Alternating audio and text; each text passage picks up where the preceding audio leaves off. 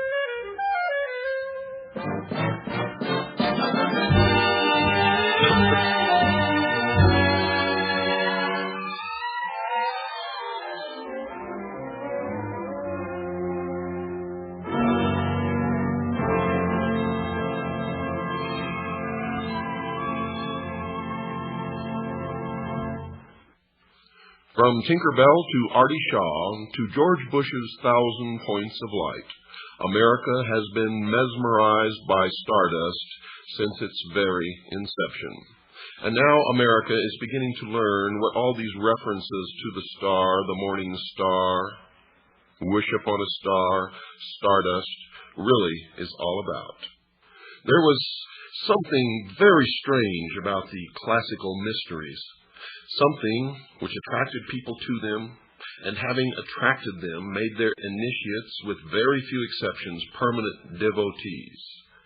In Egypt, Greece, India, Rome, and a dozen other places and countries, sacred initiations took place in specially prepared sanctuaries, usually in a cave or underground. Priests of the mysteries enjoyed the profound respect of the masses, as well as that of kings and counselors, and in those days there was nothing really secret about it except the initiation rites and the knowledge which they retained for themselves, giving only the exoteric to the people. What were the mysteries? Until relatively recently, and relying upon comparatively scattered fragments such as Apollosius' Golden Ass, historians and religious writers had formed an opinion of them which has been shown to be extremely naive, if not outright false. They knew that at the ceremonies symbolical teaching took place, and hence inferred that the mysteries were a relic of the times when academic knowledge was guarded by the very few, and scientific truths, such as Pythagorean theorems, were given only, and only, to the elect.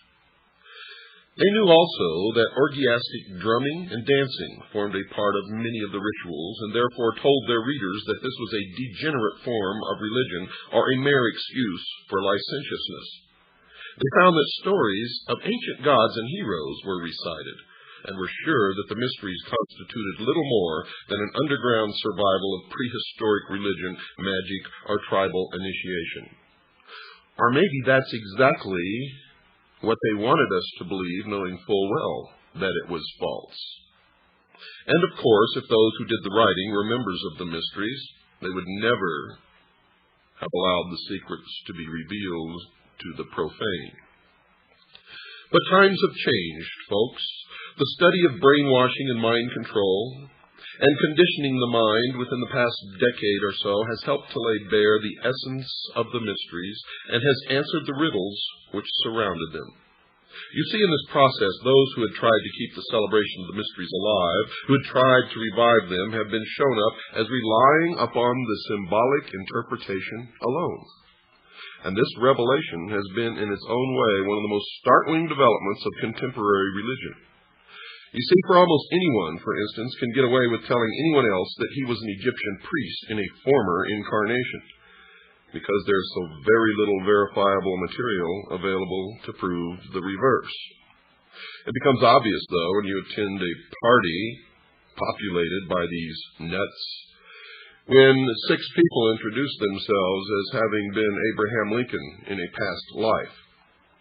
But let anyone attempt to celebrate any of the ancient mystery cult's rituals, and unless he has a sound idea of how the human mind works, he is likely to escape the criticism of those physiologists who now see in the mysteries an almost open book. So let us return to a sketch of the conventional knowledge about the mysteries. In those of Eleusis, celebrated in Greece, the candidate had to undergo fasting or abstinence from certain foods. There were processions with sacred statues carried from Athens to Eleusis. Those who were to be initiated waited for long periods of time outside the hall in the temple where the rites were to be held, building up a tremendous tension of suspense. Eventually, a torchbearer led them within the precincts, usually underground. The ceremonies included a ritualistic meal, 1 or 2 dramas, the exhibition of sacred objects, the giving of the word, an address by the Hierophant, and oddly enough, closure with the Sanskrit words, Tansha Ampaksha. The elements included the clashing of cymbals, tension, and a certain degree of debilitation, eating something, plus conditions which were awe-inspiring, strange, The candidate was in the hands of and guided by the priesthood. Other factors were drinking a soporific draught, symbolic sentence of death, whirling around a circle. Initiation ceremonies of secret cults and the mystery type invariably involved tests, sometimes most severe ones. The effect of certain experiences was a carefully worked program of mind training, which is familiar in modern times as that which is employed by certain totalitarian states to condition or reshape the thinking of an individual. Are you listening to me, all you Freemasons out there who think that you're so smart? Well, you're not. This process produces a state in which the mind is pliant enough to have certain ideas implanted, ideas which resist a great deal of counter-influence. This was the secret of the mysteries, this and nothing else. Echoes of such training are to be seen in the rituals of certain secret societies without mystical pretensions which survive to this day. Trials, terror, expectancy, drinking, and the rest. That this fact was known in the past, folks, is evidenced by the words of Aristotle, who was exiled because he was said to have revealed something about the mysteries, and he said this, quote, "Those who are being initiated do not so much learn anything as experience certain emotions and are thrown into a special state of mind," unquote. Well, what was this special state of mind? Folks, it was a plasticity in order that the conditioning might take permanent root. The psychologist William Sargent, the greatest authority on this subject, says in his classic Battle for the Mind, quote, "It seems, therefore, that there are common final paths which all individual animals, though initial temperamental responses to imposed stresses vary greatly, must finally take. If only stresses are continued long enough, this is probably the same in human beings, and if so, may help to explain why excitatory drumming, dancing, and continued bodily movement are so much used in such a number of primitive religious groups. The efforts and excitement of keeping the dance in progress for many hours on end should wear down, and if need be, finally subdue even the strongest and most stubborn temperament, such as might be able to survive frightening and exciting talk alone for days or weeks," unquote.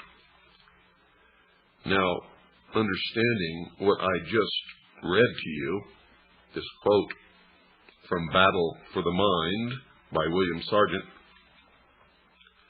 can you still say that music plays no part in the conditioning of the mind? That the words in the music is not being entrapped by the subconscious of those young people who dance for hours listening to this music? If so, I think you'd better rethink that position. For it is a form of mind control, brainwashing. Dr. Sargent notes that Chinese experiments in mass excitation, breaking down and reconditioning, are based on the same physiological principles as religious conversion, and also group and individual psychotherapy treatments. Folks, these include the application of tension, fear, anxiety, conflict, to the point where the subjects are uncertain. And in this state, suggestibility is increased and the old pattern of behavior is disrupted. The fact that the devotees of the mysteries were thoroughly conditioned to them and felt that they were important in their lives is seen in much historical evidence. Even in the 4th century of the Christian era, the Greeks were insisting that they, quote, would consider life unbearable if they were not allowed to celebrate those most sacred mysteries which unite the human race, unquote. Now, the work of those who have pointed out the function of the mysteries as mind training and conditioning has, of course, evoked no answer from those who still think that the rituals are mere symbolic representations of knowledge or facts. And indeed, they cannot admit this simply because They would be admitting their own foolishness and stupidity in the process. So they will resist at all costs and continue to go to their meetings, for to do otherwise would be to confront their own fallibility. And in human nature, that is one of the most difficult things for any individual to do. We all realize that. It's interesting to note, folks, that the ecstasy which is produced by excitatory methods and is followed by manipulation of the mind is still sought by members of many secret cults who are aware of the scientific explanation. You see, irregardless, even when they know this, they still seek it out, because for them it fulfills some terrible need way down deep inside their gut. Their reaction is that the experience may well be induced by physical methods, but in spite of that, and this is what they say, quote, it is nothing less than actual spiritual communion with a supernatural power, unquote. This is the point at which scientists and mystics cannot agree. The mystic feels sure that he has experienced something sublime, and who's to say that they haven't? For if you have not experienced it, you have no basis upon which to make a decision. But to experience it is to put yourself in a position to be controlled by others. So we are in a quandary now. How do we explore this? The scientist tells the mystic that it is an illusion. He just simply will not believe it. The situation reminds one of the time when someone produced the soul of a departed relative to tell a spiritualist that there was no life after death. Although this is alleged to have happened in Ireland, one can visualize it taking place easily enough in the mutually heated atmosphere of scientists versus mystic anywhere in the world. The orgiastic side of the mysteries also has a place in the sphere of psychology.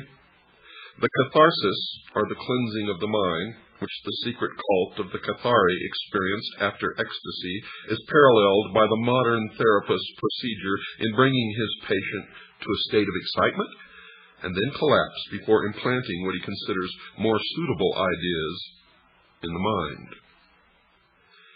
Christianity, of course, has not been behind in its use of the mystery system for initiates, for it was not until AD 692 that every believer was ordered to be admitted to the worship of the Christians, following the period when it was thought advisable to celebrate certain parts of worship in secret. You see, Christianity in the beginning was a secret society itself, and the correct name for it was the Friendly Open Secret Society, although in the beginning there was nothing open about it.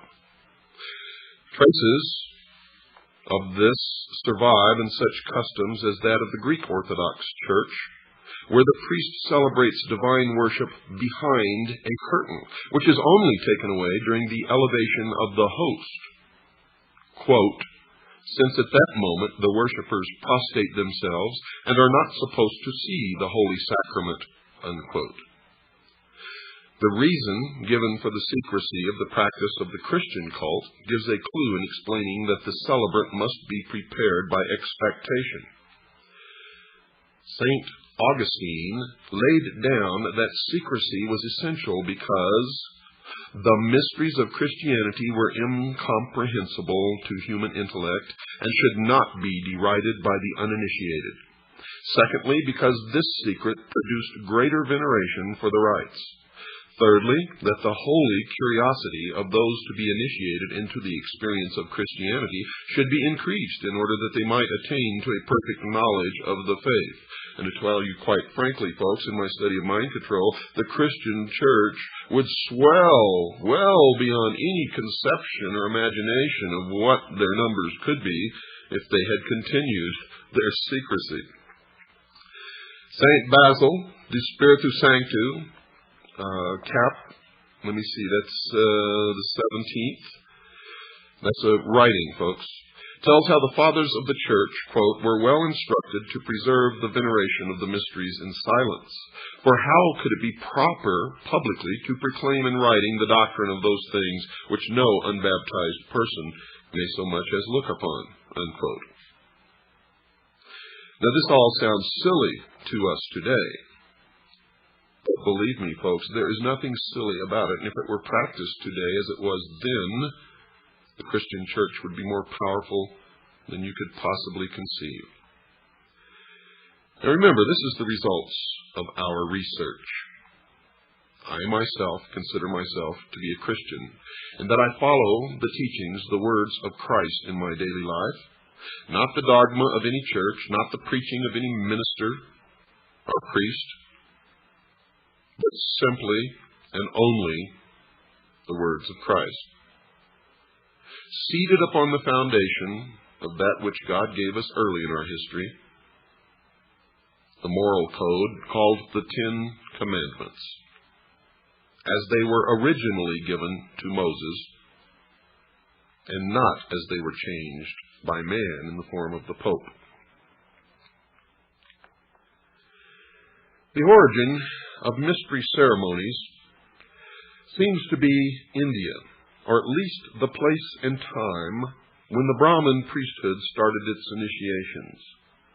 The ceremonies were based upon the Hindu myths, but the procedure followed in training the aspirant is strikingly similar in Egypt, and Egypt profoundly influenced Greece. Now what's left out here, and the reason it's usually left out, is because any mention or discussion of the Babylonian mysteries or the Babylonian religion is usually met with much criticism and derision by those who believe that it was a terrible institution. The mysteries definitely came from the East, and the East in the mysteries still survives today.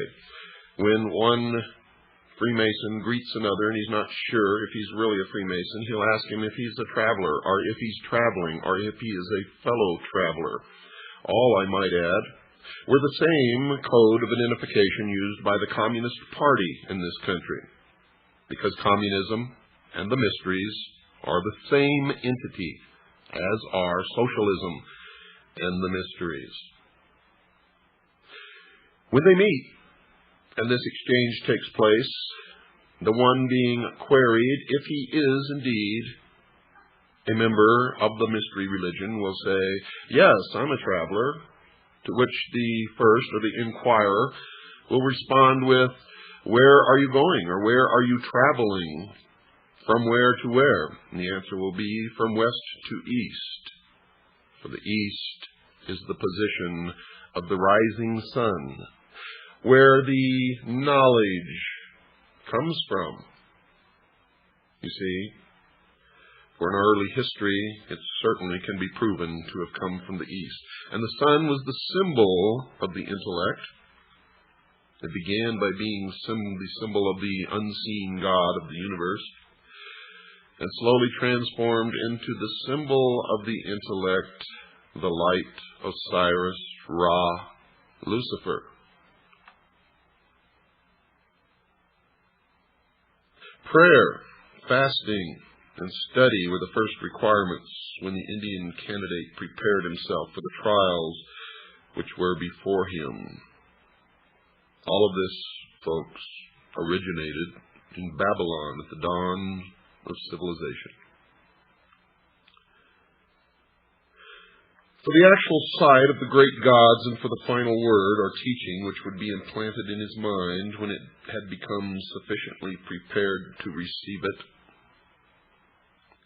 And if the weather was cold, he would have to sit in the snow or rain naked. In the torrid heat, he sat in the full blaze of the sun with 4 fires built around him to give additional heat. And this was the first part of the undertaking. While he repeated prayers and repetitions, which included the invocation for his complete conversion. This latter concentration, folks, upon the desires of the candidate is applied in more than one of the mysteries. Some of the initiation ceremonies were cruel and painful. Coupled with the word which is given during the ceremonies, it means that the power of suggestion is being applied continuously and should penetrate into the mind at every moment when it is able to receive it. This period of dedication was succeeded by one in which he visited the underground cave of initiation, and when it wasn't in a cave, it was in a tomb or a crypt, such as the pyramids of Egypt, which were never tombs of pharaohs, but were, from the beginning until the end of their use, they were temples of initiation. Passing through a tunnel of complete darkness, the initiate emerged into the cavern, where 3 priests, dressed as gods, awaited him in resplendent and intimidating array. After being addressed and partaking in the oration of prayers, the initiate walked rapidly around the temple several times, this called circumambulation, and was then carried through several subterranean and unlit caves. During this time, there were wails, screams, and shouts from every side, while illuminated specters and other horrors abounded.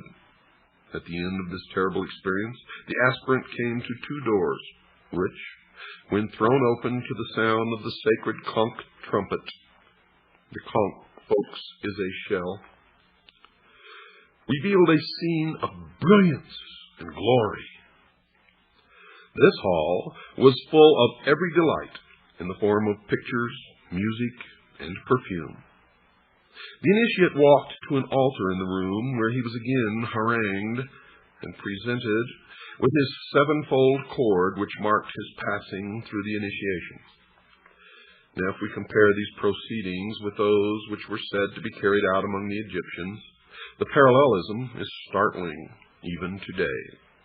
The candidate was taken to a well, which he had to descend until he came to a tunnel. Torch in hand, he passed through a door, which closed with a resounding noise, as if never to be opened again. He was met by frightful figures, which offered him a last chance of going back. Then he passed through a fire, swam through a dangerous underground stream, and as soon as he reached a door and touched a ring to open it, a blast of air blew out the lamp, which gave the only available light.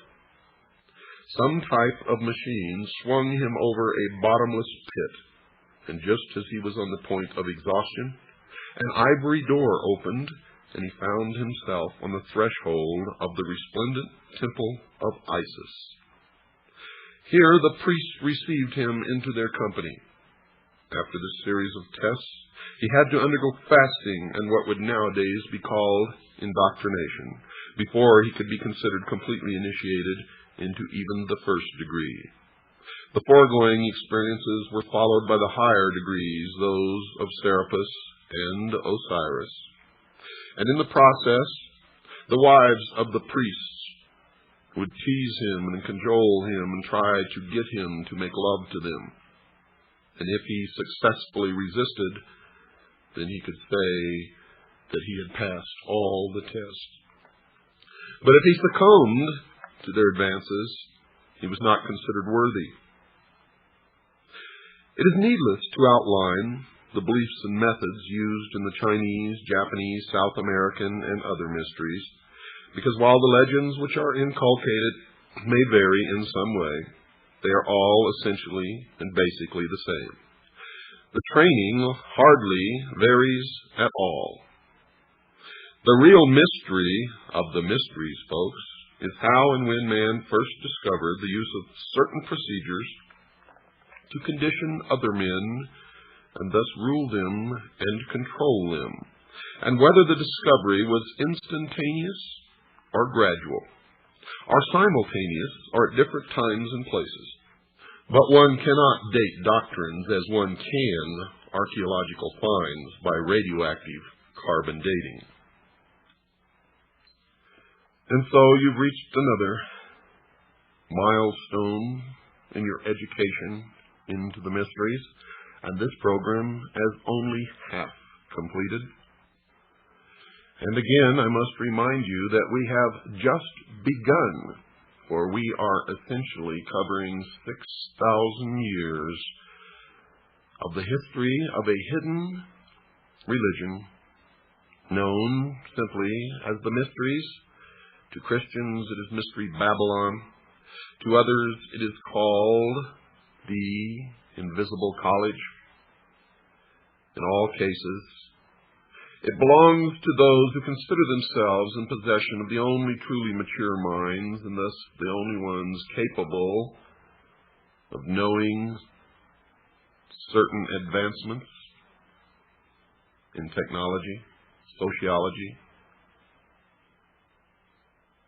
and many, many other things. They call themselves the guardians of the secrets of the ages. And I can assure you, folks, they are in complete control of all elements of our society, military, and government at this time. So it is essential that you learn these facts about them and their organization so that we can decide our future. Don't go away, folks. We've got to take a short break. I'll be right back right after this pause.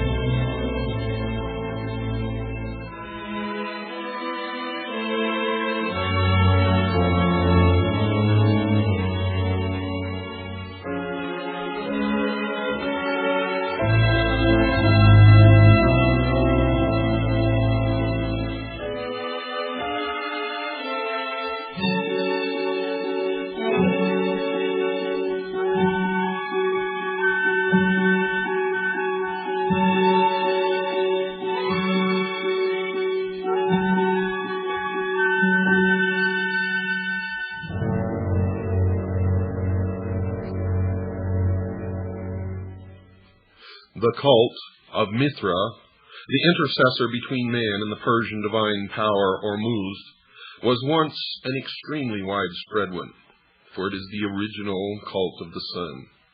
From its origins in Persia, the faith spread to Babylonia, Greece, and finally the Roman Empire, where it struggled against Christianity at the latter's inception.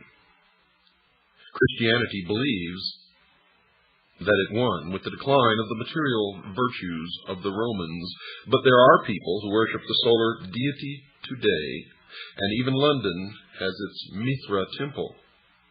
Mithra was said to give his worshippers success in this world, as well as security and happiness in the next. Sound familiar, Freemasons? He was originally a genie, the worldly representative of the invisible power which ruled the affairs of men. Later, and the cult probably has a history of over 6,000 years, he became thought of by his devotees as being not just one of the 28 genii, but the only one which mattered, and the only one who could cater for the wishes and needs of the people. Thus it was that the ancient Aryan worship of Ahura Mazda, the Supreme Being, was displaced by that of one of his representatives. Now, one way, folks, you can tell who or which corporations or businesses or societies belong to these cults is to look at these names, such as Saturn, Mazda, etc.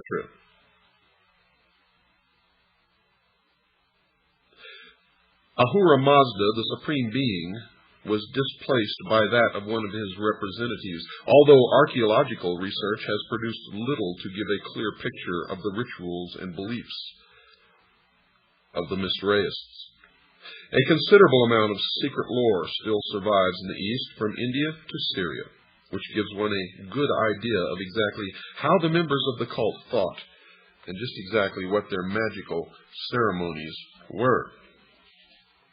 3 ritualistic objects are used by Mithraeus: the crown, equivalent to the sun and power of the supernatural kind; the hammer or club, symbolizing creative activity of mankind; and the bull, which stands for nature, virility, increase. By the proper understanding of these objects and just exactly what they represent, Mithraeus have it that the ordinary man can transcend his environment, can become great or successful, or can achieve what he wants to do and enters a delightful afterlife. What must he give in exchange? Nothing but worship to the principle which presides over all destiny and control to the priests of the religion. Now let's regress just a moment and let me explain to you why the bull. Throughout the ancient world, you see the symbology of the bull. Now you have to remember this history goes back 6,000 years, the first 2,000 of which, looking back, is the Christian era. Now remember, this is the age of Pisces, or the 2 fish. The 6,000-year period started in antiquity when the sun was in Taurus, or the bull. That is the meaning of Baal, or Baal. The golden calf was the representation of the house of the sun, or the age of the bull, or Taurus. It was really the same old mystery religion, the worship of the unseen God of the universe, represented by the sun, which over the centuries and the millennia has become the worship of the intellect, with the sun the representation of the light, or Lucifer, the one who gave man the gift of intellect. Now, after the age of Taurus came the goat, or the ram. And this was symbolized by the symbol of the goat, or the goat of Mendes. For in Mendes there was a temple erected to the worship of the mysteries. And since the sun was in the house of the goat or the ram, the object of the exoteric worship by the masses was the goat. When the sun passed into the house of Pisces, or the 2 fishes, the Christian era began. We are now on our way out of the age of Pisces into the age of Aquarius. Once you understand that the ancient religion was a religion of the worship of the heavens, then everything begins to come together. And when you understand that they ceased believing in an all-powerful, unseen God or hidden God of the universe, and became essentially pantheists, believing that everything is God, they call this nature, or the natural way, then you can understand how man became to worship the intellect, and the symbol which used to represent the unseen God of the universe came to represent the intellect, the use of which will bring man to the state of apotheosis, where man himself will become God. And then you begin to look at all the things that are happening today, and you see their symbology everywhere. Nowhere will you see it more prominently than the Looney Tune fringe element which call themselves ufologists.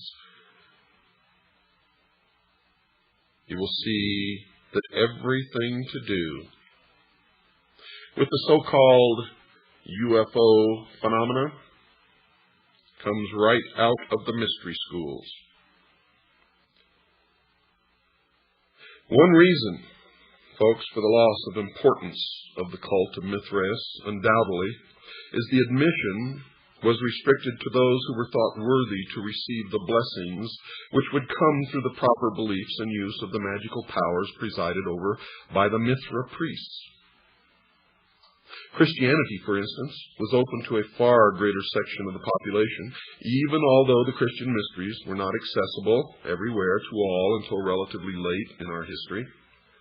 At the same time, some of the Mithraeus ceremonials were of such obvious emotional appeal that scholars are agreed that the purely ritualistic side of Christianity owes much to those of the sun god of the Persians. And if you've been listening to this program, you already know that Christianity was actually merged with the religion of the worship of the sun into what is now known as the Vatican. The lowest degree of initiation was known as the sacrament and could be administered to anyone. Theoretically, who could be relied upon to keep a secret and who would eventually develop into a regular and devout worshiper. This degree was called that of the crow, and it symbolized, according to present-day Mithraeus, the death of the new member from which he would arise reborn as a new man, and today the crow is known as the phoenix. This death, or symbolic death, spelt the end of his life as an unbeliever and canceled his allegiance to former and unaccepted beliefs. The use of the word crow probably derives from the ancient Persian practice of exposing their dead to be eaten by carrion birds, which is still carried on by the Parsi community in India, who follow parts of ancient Iranian religion as supposedly taught by Zoroaster. But if the crow symbolized death, it was also the delegate privileged to take over the human body after death. Of course, this meant that in a sense it was superior to humanity. Thus it was that the members of the cult was superior to the ordinary run of mortals. They believed themselves to be a separate race of man and still do.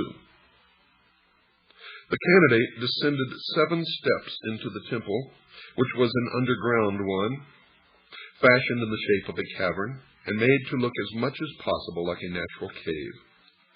Initiation tests now took place. The newcomer was pursued by wild beasts, priests in animal skins, demons, and all sorts of terrors.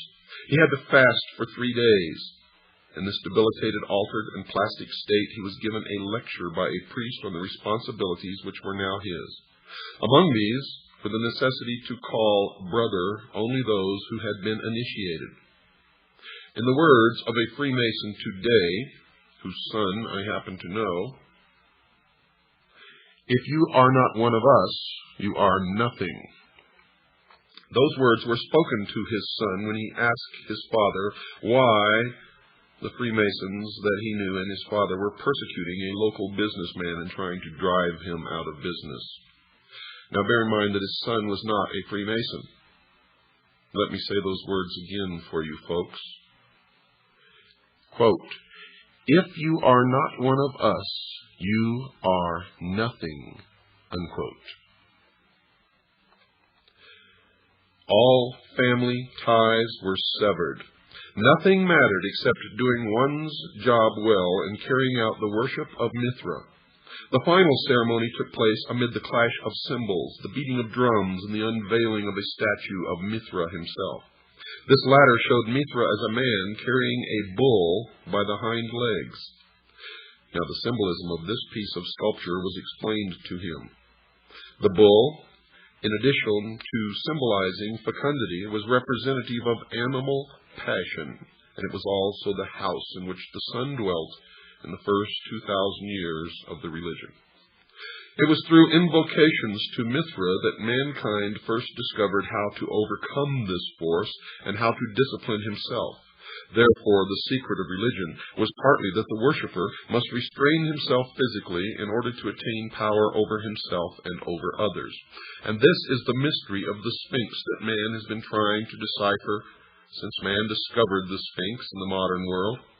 It is simply this, that man is nothing but an animal with a brain, with an intellect. It is to remind us, folks, it is to tell us that no matter what you think or how high you get, you are still nothing but an animal with an intellect. Period. This graphic teaching of the diversion of sexual power into psychic channels shows that the Mithraists followed, in essence, the pattern of all mystery schools which believed in the production of power through discipline. In this, they are clearly distinguished from the more primitive and less important orgiastic schools, which merely practiced indiscriminate indulgence, mass immorality, and so on. The neophyte in this initiation then drank a little wine from the symbol to show that he realized that the symbol is the means whereby ritual ecstasy comes, which puts him in touch with the higher powers. Now, two long lines of initiates knelt on either side of the low stone benches which traversed the crypt. Remember, George Bush was initiated in the crypt or the tomb at Yale University into what is known as the Skull and Bones, the Russell Trust, the Brotherhood of Death. Now, remember, two lines of initiates knelt on either side of the low stone benches which traversed the crypt, and as the new member, accompanied by the priests who were initiated him, walked along the central aisle for the eating of the bread, a number of pieces of dried bread were placed on a drum, similar to those which were being softly beaten by one of the priests. The candidate ate one morsel, signifying that he accepted Mithra as the source of his food. This bread, according to their beliefs, had been exposed to the rays of the sun to absorb some of its quality, and thus the worshipper was partaking of the nature of the sun itself in this ritual observance. But it goes deeper than that, folks, because the sun is what enables all life to exist on this planet, being that the planet is at the perfect balance where it is neither too hot nor too cold, and that the planet is tilted upon its axis, creating the seasons which enable food to be grown in the more northern latitudes than if the Earth was stable on an axis where only one portion of the globe always was in direct alignment with the sun. Then it would be too hot at the equator. There would be one narrow band in the northern and southern hemisphere where crops could be grown, and it would be too cold in the northern and southern hemispheres. So this ritual observance has scientific fact behind it, in that the bread indeed did come from the sun. And now the initiate was taught the password of the cult, which was to identify him to other members, and which he was to repeat to himself frequently in order to maintain the thought always in his mind. Quote, "I have eaten from the drum and drunk from the cymbal, and I have learned the secret of religion." Unquote. This is the cryptic phrase which an early Christian writer, Maternus, reports as being taught to the Mithraists, quote, "by a demon," unquote. The second degree of initiation was called the secret, and during this the candidate was brought to a state of ecstasy, in which he was somehow made to believe that he had seen the statue of the god actually endowed with life. Folks, it's not likely that there was any mechanical method by which this was done, because no such apparatus has been found in Mithraic temples unearthed. The candidate was brought up to the idol, to which he offered a loaf of bread and a cup of water. And this was to signify that he was a servant of the god, and that, quote, "by what sustains my life, I offer my entire life to your service," unquote. The grade of soldier may show that the military arts were responsible for a good deal of the power of Mithra worship in ancient Persia. Certain it is, in any case, that this degree greatly appealed to the Roman warriors, who formed a very large part of the rank and file of the cult during its western expansion. A sign similar to a cross, signifying the sun, was made on the forehead of the initiate, who was thus marked as owned by the deity. A crown was placed before him, hanging from the point of a sword. This he took and placed it aside with the words, "Mithra alone is my crown." And this, folks, this takes place in every mystery that there have ever been. Remember when Christ went into the desert for 40 days and 40 nights and was tempted by Satan? Satan offered him the crowns of any or all of the nations of the earth if he would just follow him. and Christ rejected it. The same thing happens in the mystery school. The initiate is always offered a crown, sometimes by the king or the emperor himself. And if he accepts the crown, he's considered unworthy, and being, as it would be interpreted as a threat to the real wearer of the crown, probably would have been executed. He was considered only worthy if he rejected the crown, symbolic of the ruling of the nation or people or area. The Persian crown, it should be remembered, from which pattern all present-day crowns are eventually derived, is a golden sun disk with a hole in the center for the head. It is jagged at the edges, representing the sun's rays, just like that worn by the Statue of Liberty. And these projections are turned up to make what is still known in Western heraldry as the Oriental crown. You can also see this representation as the halo in Christian art. Now the candidate has to prove himself in a mock combat with soldiers and animals in a number of caves. When the Emperor Commodus went through this degree of initiation, he actually killed one of the participants, although he was supposed only to make a symbolic slaying. Passed through the soldier degree, the Mithraist was eligible, after a lapse of time, to be promoted to the rank of lion.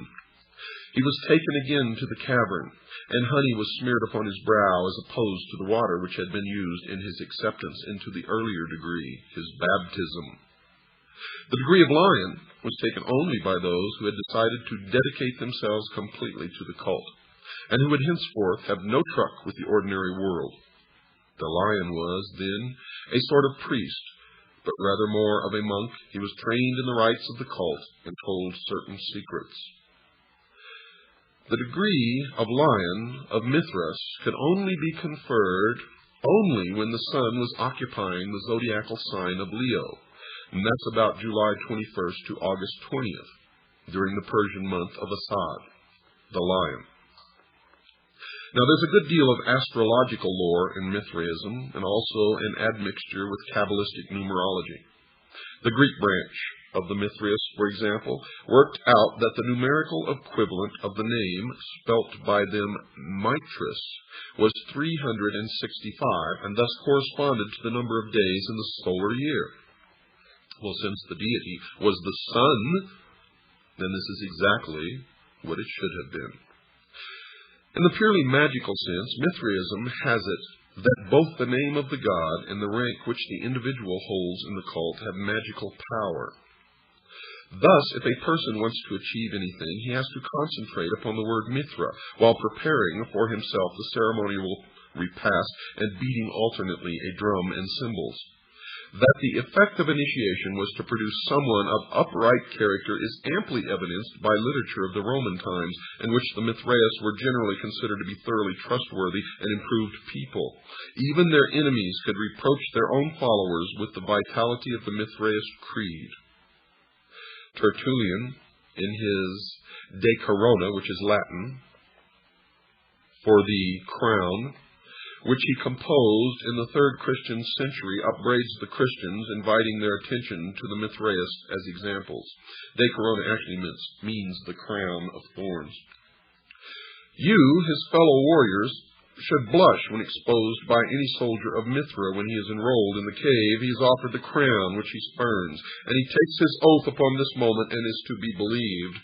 Through the fidelity of his servants, the devil puts us to shame, he said. Now, there were 7 degrees of initiation in all, although there are some branches of the ecstatic side of the lore, which include certain others, making the total 12. After lion came the Persian, then the runner of the sun, then father, and finally father of fathers. The 12th degree, it is said, is king of kings, and where have we heard that before? And properly, this can be held only by the supreme king, and preferably the Shah-Hinshah, or the king of kings of Persia. This very ancient cult, from which more than one present-day secret society is derived, is thus seen to contain many of the elements which underlie organizations of this sort. You see, folks, it is a training system. It attempts to produce in its members a real or imagined experience of contact with some supreme power. The magical element is there, too, shown in the belief in the power of certain names to achieve things which cannot be done by men. Mithraism was not an anti-social society in the sense that it did not conflict in its aims with the objectives of the countries in which it flourished, and hence it did not threaten the established order. It was tolerant of other creeds, just like Freemasonry is now. You can belong to any religion and join at the lowest level. But I guarantee you, when you reach the highest, you will belong to only one religion. The tolerance of other creeds meant that it did not attempt to supplant them. Its greatest festival, the birth of the sun, on the 25th of December, became Christianized. And it is claimed by those who still believe in its mysteries and celebrate them that Christianity did not so much supplant Mithraism as absorb it, accepting some of its externals and diverting them to its own use, and that is exactly what has happened.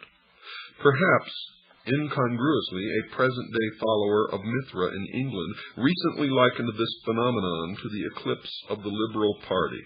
Quote, "Because the two other parties have taken over its objectives and widened the basis, only the actual initiates of Mithra know what has been lost in the process." Unquote. So the young man in the Phrygian bonnet, sometimes seen as the conqueror of the bull, or even as a man with a lion's head, still has his devotees. And folks, the sun still shines. So what has all this got to do with stars and stardust? Many people believe that Venus is the morning star. In the ancient days, they say that it was Sirius that rose just before the sun with a red cast to it and then turned a brilliant white as it rose up into the heavens. Well, folks, if you really think about it, the sun is the morning star. Good night, and God bless each and every one of you.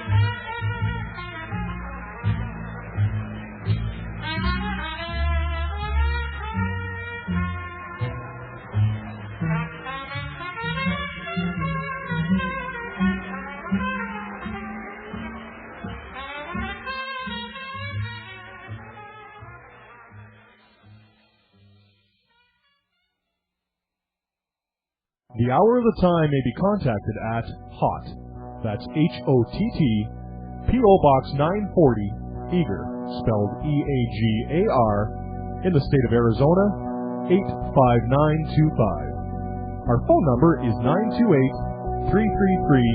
928-333-2942, and our website is www.houroftheTime.com.